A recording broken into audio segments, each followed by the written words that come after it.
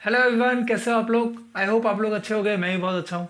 आज की जो हमारी क्लास होने वाली है वो हमारी रेशो एनालिसिस की या फिर अकाउंटिंग रेशो की फोर्थ क्लास होने वाली है, जिसके अंदर हम करने वाले हैं प्रॉफिटेबिलिटी रेशो, जिसके अंदर हम पढ़ेंगे कि वो कितने टाइप्स की होती है, उसके कॉन्सेप्ट और एग्जाम क्वेश्चन। इससे पहले हमने अकाउंटिंग रेशो के 3 पार्ट अपलोड कर दिए हैं, जिसके अंदर हमने सॉल्वेंसी रेशो, लिक्विडिटी रेशो और उसका मीनिंग के बारे में हमने समझा था। ठीक है, तो चलिए आज की क्लास अपनी अभी स्टार्ट करते हैं। My name is Arjun Singh, I have an experience in teaching more than 9 years और आप देख रहे हैं एएसबी कॉन्सेप्ट लर्निंग।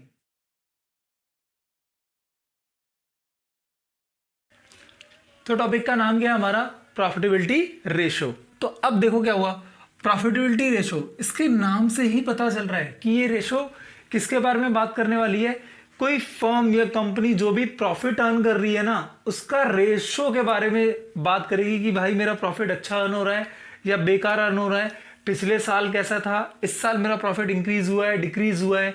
तो ये सारी चीजें किसके अंदर आती हैं, प्रॉफिटेबिलिटी रेशो के अंदर आती हैं। तो इसके अंदर हम क्या देखते हैं, देखो, profit earning is the main objective of each business. Normal सी बात है, हर बिजनेस का पहला मोटिव क्या होता है, प्रॉफिट अर्न करना है। कुछ बिजनेस को छोड़ के जो कोऑपरेटिव सोसाइटी के लिए वर्क करते हैं, ठीक है, उनको नहीं बात कर रहा मैं, जनरली सारे बिजनेस का मतलब मोटिव क्या होता है कि भाई बिजनेस, अगर मैं कंपनी ओपन कर रहा हूं तो मेरा मोटिव क्या है, प्रॉफिट अर्न करना। अब प्रॉफिट अर्न करना, तो इसीलिए प्रॉफिटेबिलिटी रेशो को क्या हुआ, बेसिकली क्या बोलते हैं, to analyse the earning capacity of a business. मतलब प्रॉफिटेबिलिटी रेशो का जो मेन काम है ना, वो बिजनेस की अर्निंग कैपेसिटी को चेक करती है। क्या चेक करती है, वही जो मैंने अभी बताया कि पहले से मेरा प्रॉफिट इंक्रीज हुआ है, डिक्रीज हुआ है, मैं मतलब अच्छा काम कर रहा हूं जिससे मेरे को अर्न हो रहा है प्रॉफिट या नहीं हो रहा है। वो सारी चीजों पे कौन फोकस करती है, प्रॉफिटेबिलिटी रेशो।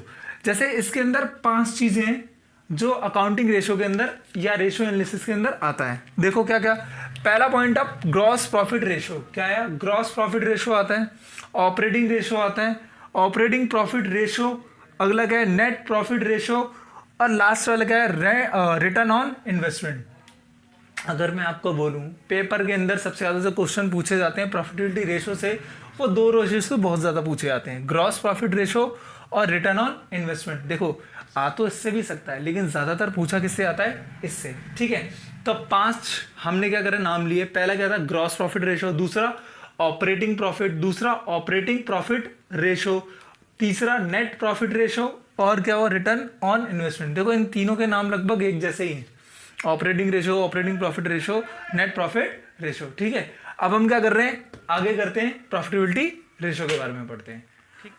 तो मैंने यहाँ पर प्रॉफिटेबिलिटी रेशो लिख लिया। जो मैंने 5 रेशो बताई थी उसमें से 4 मैंने लिख लिए हैं, 5वीं इसके बाद बताऊंगा। अब ध्यान दो क्या हुआ, मैंने कौन कौन सी रेशो लिखी, ध्यान दो, gross profitability ratio, operating ratio, operating profit ratio और नेट प्रॉफिट रेशो। इन चारों रेशो का एक साथ लिखने का फायदा क्या है, आपको एक चीज मैं बताऊं, लगभग सबके फॉर्मूले लगभग क्या है, एक जैसे लगते हैं। ठीक है, और पेपर में सबसे ज्यादा मैंने पहले ही बता दिया, ग्रॉस प्रॉफिट आएगा, जीपी रेशियो जिसे बोलते हैं, और हमारा जो मैं अभी आगे करूंगा, रिटर्न ऑन इन्वेस्टमेंट। देखो, मैंने चारों फॉर्मूले जो लिखे हैं या जो चारों रेशियो लिखे उनके फॉर्मूले जरा ध्यान दो। सबके फॉर्मूले में देखो, net cell, net cell, net cell, और क्या दे रखा है, नेट सेल।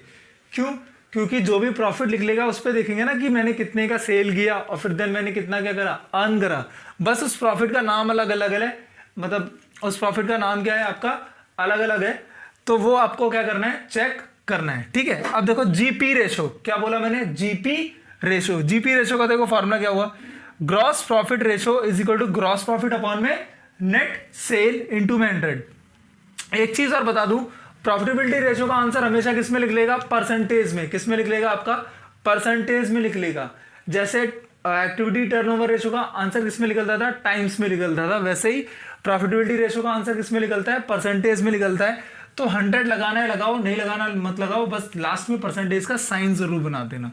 तो जीपी का फॉर्मूला क्या हुआ, ग्रॉस प्रॉफिट अपॉन में नेट सेल। देखो, आपको मैंने ये अपनी पहली वाली क्लासेस में दोनों बता रखे हैं।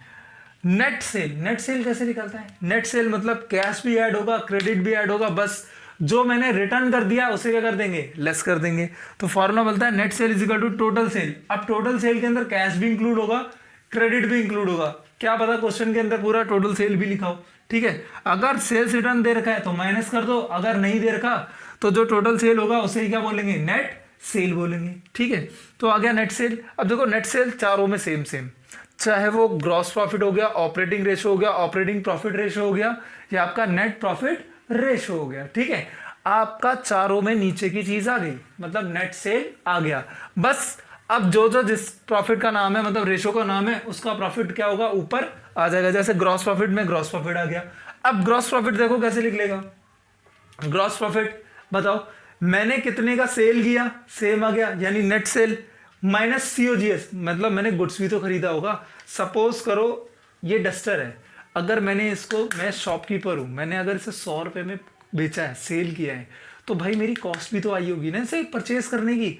तो जो बेचा और जो मैंने परचेज किया उसे लेस कर देंगे, जो बीच का प्रॉफिट होगा उसे क्या बोलेंगे, प्रॉफिट।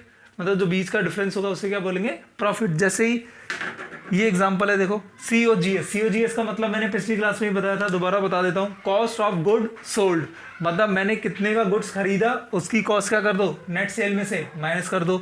अब सीओजीएस कैसे निकलेगा आपका, देखो opening stock plus net purchase plus direct expense minus closing stock. ये ऑलरेडी मैं अपनी पिछली क्लास में डिस्कस कर चुका हूँ रेशोज की, तो जिसको और समझना है वो पिछली वाली क्लास देख लेना, आपको यहाँ से सारा क्लियर हो जाएगा। ठीक, आई होप आपको ये क्लियर होगा जो मैंने अभी बताया। ठीक है, ग्रॉस प्रॉफिट रेशो आ गया। अब देखो क्या निकालना है, ऑपरेटिंग रेशो। नीचे का मैंने बता दिया नेट सेल, यहां पर ऊपर क्या लिखा है, COGS plus operating expense. COGS हमने निकाल लिया है, कैसे निकला, opening stock plus net purchase plus direct expense minus closing stock. बस क्या ऐड हो गया, ऑपरेटिंग एक्सपेंस। अभी ऑपरेटिंग एक्सपेंस क्या होता है, 11th क्लास के अंदर हमने फाइनेंशियल स्टेटमेंट में आप लोगों ने पढ़ा होगा, पर मैं बता देता हूँ कुछ एग्जांपल ऑपरेटिंग एक्सपेंस के, जैसे office and administration expense, depreciation, मतलब जो बिजनेस को चलाने के लिए ऑपरेटिंग एक्सपेंस चाहिए, जो भी खर्चे वगैरह होते हैं, बेड डेप्स वगैरह आ जाता है इसके अंदर, तो ये सारी चीजें क्या होंगी, ऑपरेटिंग एक्सपेंस के अंदर आएंगी। जो भी दे रखा होगा उसको क्या कर दो, ऐड कर दो, तो आपका क्या आ जाएगा, COGS plus operating expense, net cell हमने पहले निकाल लिया। अगला देखो operating profit ratio. Operating profit ratio में सिर्फ ऊपर क्या लिखा हुआ है, ऑपरेटिंग प्रॉफिट। तो ऑपरेटिंग प्रॉफिट कैसे निकलता है, ग्रॉस प्रॉफिट में ऑपरेटिंग इनकम ऐड कर दो, लेस कर दो ऑपरेटिंग एक्सपेंस। देखो मैं इन दोनों को इतना जल्दी जल्दी क्यों करा रहा हूं, क्योंकि पेपर में ना इनका चांसेस बहुत कम है, क्योंकि लगभग एक जैसे दिखते हैं, पर इसका मतलब ये नहीं है कि पेपर में आएगा नहीं, आ सकता है, पर हमें इसे एक बार क्या करना है, गो थ्रू करना है। ठीक है, अगला क्या है, नेट प्रॉफिट रेशो। क्या बोला, net profit ratio. Net profit को बोलते हैं एनपी रेशो। कैसे निकलता है, नेट प्रॉफिट अपॉन में नेट सेल।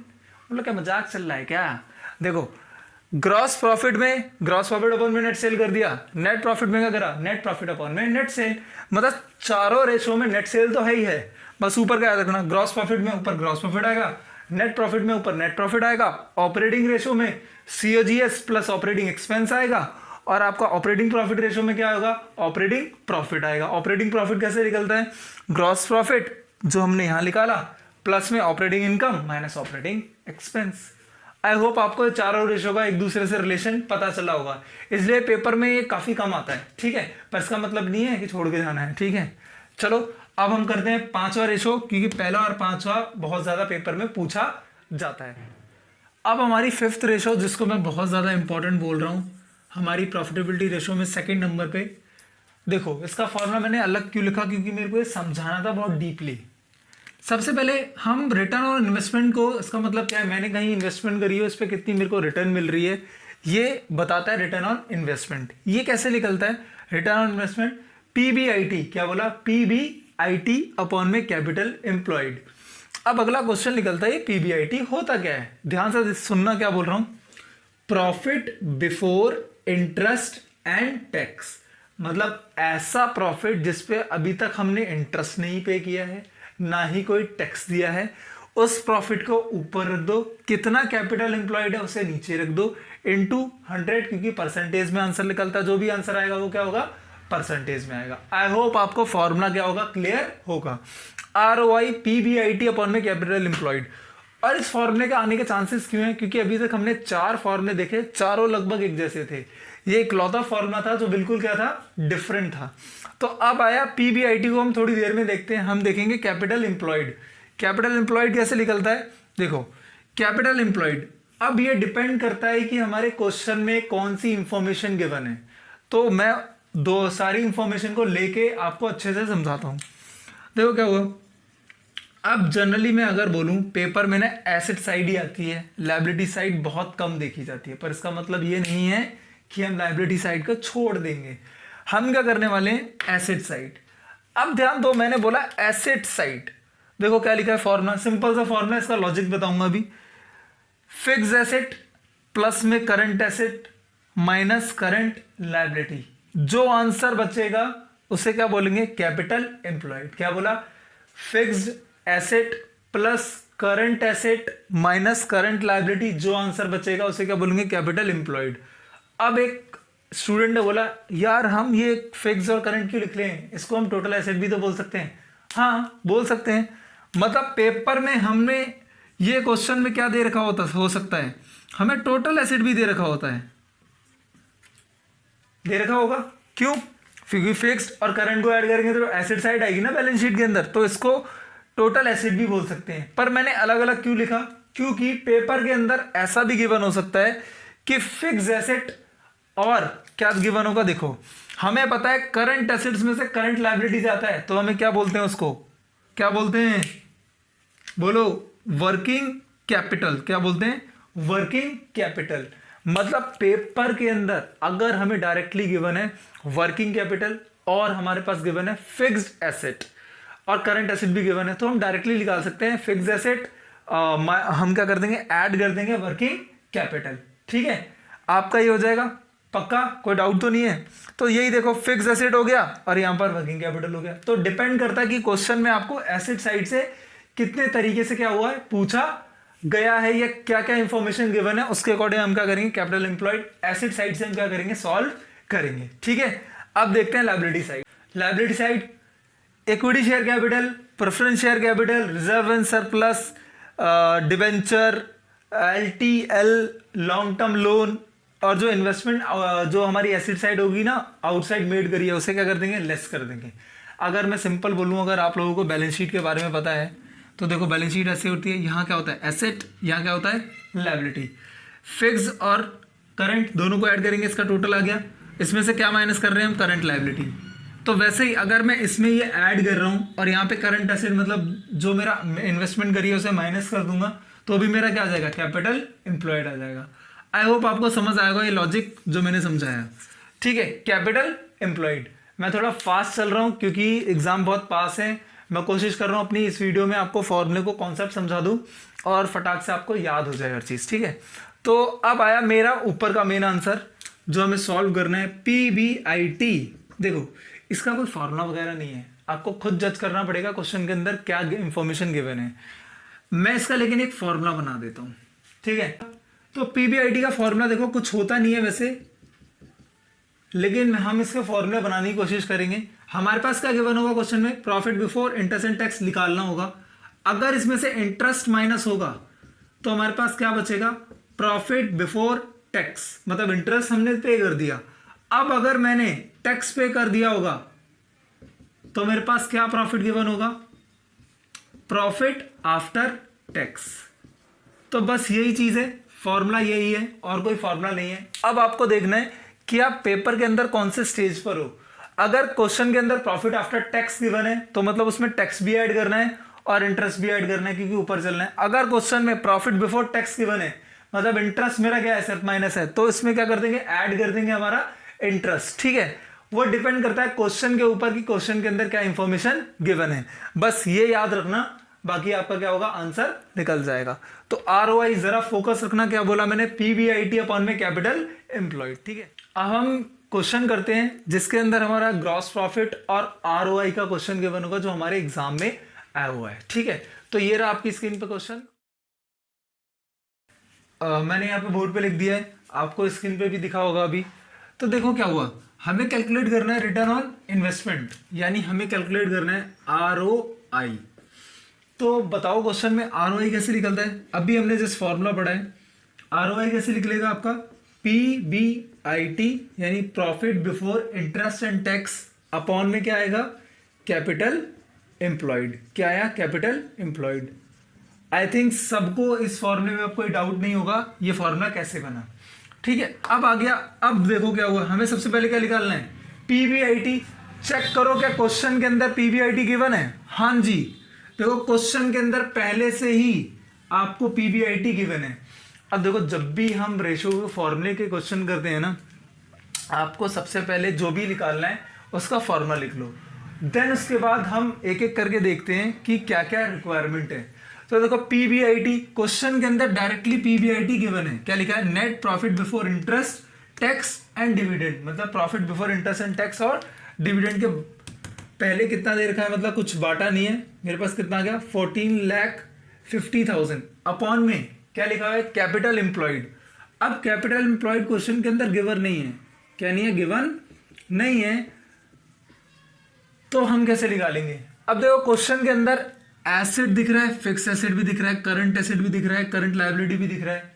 तो हमें यहां से देखना पड़ेगा कि हमें एसेट अप्रोच लगानी है या फिर लायबिलिटी अप्रोच लगानी है। तो क्वेश्चन में सारी चीजें किस साइड की गिवन है? एसेट अप्रोच की गिवन है। तो हम किसमें क्या अप्लाई करने वाले हैं? एसेट अप्रोच मेथड यूज करने वाले हैं। उसमें क्या था? फिक्स एसेट को ऐड कर दो। फिक्स एसेट कितना है? 75 lakh plus current asset CA, current asset को भी हमने क्या करा था? ऐड करना था 40,000। देन हमने क्या करना था? करंट लायबिलिटी को क्या करना था? माइनस करना था। मैंने इसको यहाँ पे 27,000 लिखा हुआ है। अब ये मैंने 27,000 यहाँ पर कर दिया माइनस, चेक करो कितना आएगा? 75 प्लस 40 कितना हुआ आपका? 115 माइनस 27, तो आपका बचा 88,000। ठीक है, अब क्या करेंगे हम?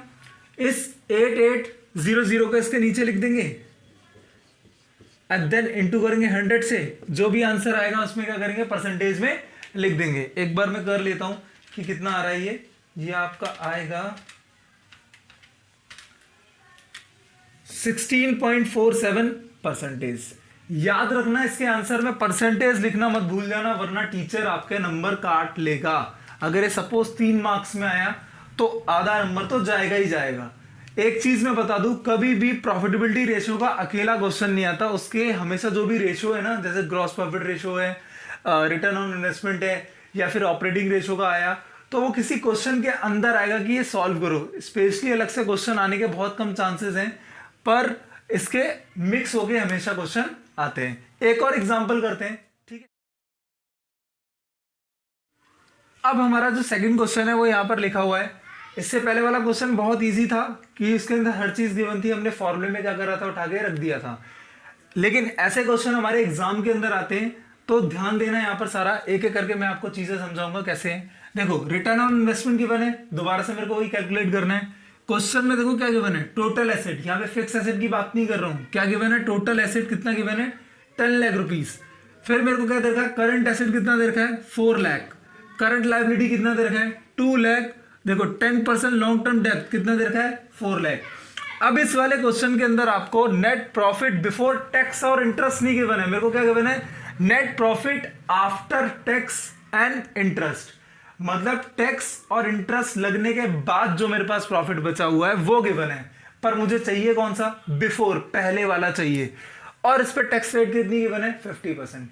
यानी हम डायरेक्टली इस फॉर्मूले के अंदर डायरेक्टली पुट नहीं कर सकते। क्या नहीं कर सकते? डायरेक्टली पुट नहीं कर सकते, हमें एक एक करके वैल्यू निकालनी पड़ेगी। तो हम सबसे पहले किसकी वैल्यू निकालेंगे? पीबीआईटी। पीबीआईटी की फुल फॉर्म क्या थी? Profit before interest and tax, मतलब ऐसा प्रॉफिट जिसके अंदर ना तो मैंने इंटरेस्ट पे किया और ना ही टैक्स लगाओ, मतलब उससे लगने से पहले मेरे पास जो प्रॉफिट बचेगा वो यहां पर आएगा। पर मेरे पास क्वेश्चन में गिवन क्या है? पेट। तो सबसे पहले हम पेट से क्या निकालेंगे? मतलब पेट मतलब प्रॉफिट आफ्टर टैक्स गिवन है। अब हमें क्या निकालना पड़ेगा? टैक्स से पहले, यानी टैक्स लगने से पहले मेरे पास कितना प्रॉफिट था। तो देखो क्या हुआ? पीएटी। जितना भी प्रॉफिट क्वेश्चन के अंदर दे रखा होगा आपको लिख देना है चुपचाप। 1 लाख रुपीज, मतलब इस प्रॉफिट पे टैक्स लग चुका है, उसके बाद मेरे पास जो मतलब ये जो प्रॉफिट बचा है वो टैक्स लगने के बाद बचा है। तो अगला मेरा क्या देखना है? मेरे पास टैक्स रेट कितना गिवन है। क्या करना है? सिंपल सा, 100% है, जितना भी टैक्स रेट गिवन होगा आपको क्या कर देना है? उसको माइनस। देखो कितना आएगा? 1 लाख रुपीज, 100 माइनस 50%, यानी कितना बचेगा? 50, और इसे 50 से डिवाइड करेंगे तो कितना आएगा? 50% से 2 लाख रुपीज। अब ये जो प्रॉफिट आया ये मेरा क्या है, प्रॉफिट बिफोर टैक्स, मतलब टैक्स लगाने से पहले का प्रॉफिट 2 लाख रुपए था। 2 लाख रुपए पे 50% टैक्स दे दिया, ठीक है, तो 2 में से 50% टैक्स दे दिया तो बचा कितना, 1 लाख गया, तो बचा कितना, 1 लाख, ठीक है। हम उल्टा चल रहे हैं, क्या चल रहे हैं, उल्टा चल रहे हैं। अब देखो क्या हुआ, profit before interest and tax, मैं भी टैक्स पे आया हूं, बिफोर पे आ गया, लेकिन इंटरेस्ट रह गया, तो अभी इस प्रॉफिट के अंदर क्या ऐड कर देंगे हम, इंटरेस्ट भी ऐड कर देंगे। क्या ऐड कर देंगे, आपका इंटरेस्ट। अब इंटरेस्ट कैसे निकालेंगे, जरा ध्यान देना, ये जो लॉन्ग टर्म लोन डेप्थ वगैरह दे रखी होगी, चेक करेंगे कितना है, कितना दे रखा है, 4 लाख रुपीस, कितना दे रखा है, 4 लाख रुपीस, और कितना परसेंट है इसके ऊपर, 10%, कितना है, 10%, यानी 4 लाख पे 10% कितना हो गया, 40,000, कितना हो गया आपका, 40,000। दोनों को ऐड कर देंगे, कितना आएगा, 2,40,000। ये जो प्रॉफिट आया इसे क्या बोलेंगे, PBIT, क्या बोलेंगे, PBIT। तो देखो ऊपर की चीज निकल गई, अब मुझे क्या निकालना पड़ेगा, कैपिटल एम्प्लॉयड। तो देखो कैपिटल एम्प्लॉयड कैसे लिख लेगा, शॉर्ट फॉर्मूला लगाते हैं, fix asset plus current asset minus current liability. लेकिन क्वेश्चन के अंदर फिक्स एसेट तो गिवन ही नहीं है, लेकिन एक चीज गिवन है, क्या, कि टोटल एसेट दे रखा है, क्या दे रखा है, टोटल एसेट। तो टोटल एसेट के अंदर करंट एसेट भी इंक्लूड होता है और फिक्स एसेट भी इंक्लूड होता है। तो हमें क्या करना है, सिर्फ टोटल एसेट कितना दे रखा है, 10 लाख रुपीस, और क्या कर देंगे, सिर्फ minus current liability. Current liability कितनी दे रखी है आपको, 2 लाख रुपीस की दे रखी है, माइनस कर दिया, कितना आ गया, 8 लाख रुपीस। मतलब कैपिटल एम्प्लॉयड कितना आ गया आपका, 8 लाख रुपीस आ गया। आपको कुछ करना ही नहीं है, सिर्फ फॉर्मूले में पुट करना है। PBIT कितना निकाला आपने, 2,40,000 अपॉन में 8 लाख और इनटू में 100। आपको 3040 यहां से कट गया, ये 0 यहां कट गया, 4 कट गया, दिस 3, और ये कितना आ गया आपका 30%। ROI आपका कितना आ गया, 30%। आई होप आपको ये सेकंड क्वेश्चन बहुत अच्छा लगा होगा, और पेपर में ऐसे क्वेश्चन आते हैं, तो जिसको समझ ना आया हो वो एक बार आगे पीछे करके देख लेना, समझ आ जाए। आई होप आप लोगों को क्लास अच्छी लगी होगी। अगर अच्छी लगी तो प्लीज लाइक करें, शेयर करें और सब्सक्राइब करें मेरे यूट्यूब चैनल को, और सपोर्ट करें और अपना प्यार बनाए रखें। Thank you for watching the channel, bye.